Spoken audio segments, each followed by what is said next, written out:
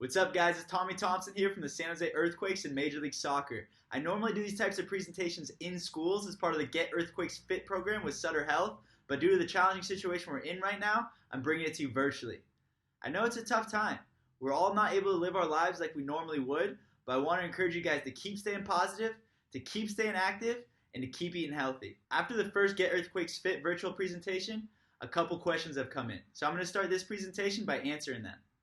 The first one was, how am I staying active? That's a great question. So me and my roommates actually made a makeshift gym in our garage. So we've been doing all kinds of different exercises inside there. We do squats, we do push-ups, we do curls, you name it. We know how important it is to stay active, so we've been doing that for at least 30 minutes to an hour every single day. Okay, it's what keeps our mind happy and our The next question that was asked was, how am I staying mentally positive during this difficult time? It's another good question. For me, I use all of my creative outlets to keep a positive mindset, okay? Whether it's playing the piano, whether it's dancing, whether it's working out in the gym, or whether it's playing soccer. I use these different hobbies in order to keep my mind occupied, okay? It keeps me thinking about productive things, and that way I'm not constantly thinking about all the negative things that might be going on in the world right now. Okay, so I want to encourage you guys, whether it's playing soccer, whether it's drawing, whether it's playing basketball, you name it. Any type of activity that you can do at home, I want you guys to do it for at least 30 minutes to an hour every single day.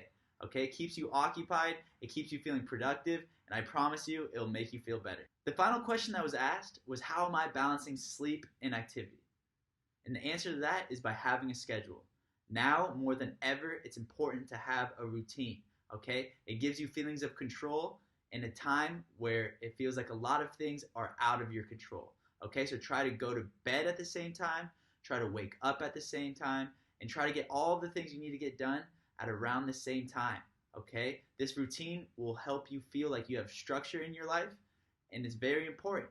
Okay, so try to get in that routine and stay. Alright, so now we're going to start the fun part.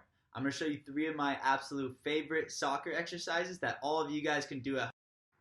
Alright, so the first exercise that we'll be doing today is a juggling exercise. It's what I call the OneTouch Catch. You're going to start with the ball in your hand just like this, and then you're going to drop the ball to your foot. You then kick the ball back up to your hand like I'm demonstrating here.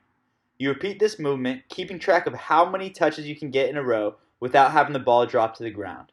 You can do it with your right foot like I'm demonstrating here, or you can switch it to your left foot just like this. Use whatever foot you feel the most comfortable with. So once we get the hang of that, we can then try to alternate feet. This is where it gets a little bit more difficult, but with a little practice, I'm sure you guys can do it.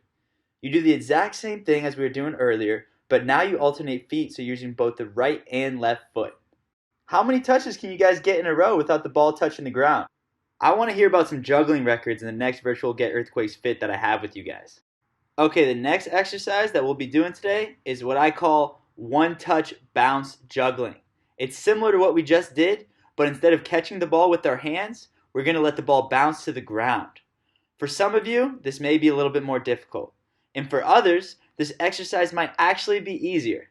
Please keep track of how many times you can touch the ball with just one bounce in between. If the ball bounces twice, you have to start the count over again. I'll be very impressed if any of you guys can do 10 or more in a row. The final exercise that we'll be doing today is a dribbling exercise. It's what I call the stationary scissors. This is one of my favorite dribbling moves in the game. It's a great way to confuse the defender you're going against. A fun way to practice the scissor is by staying in place. It's like jogging in place, but instead of jogging, you're making the scissor movement. How many times can you do this movement in a row without touching the ball or getting tired? Keep track. Let's see how many you can get. Thank you so much for watching, guys. And like I said in the beginning, let's all remember to stay positive, stay active, and to keep eating our fruits and vegetables. I'll see you guys next time.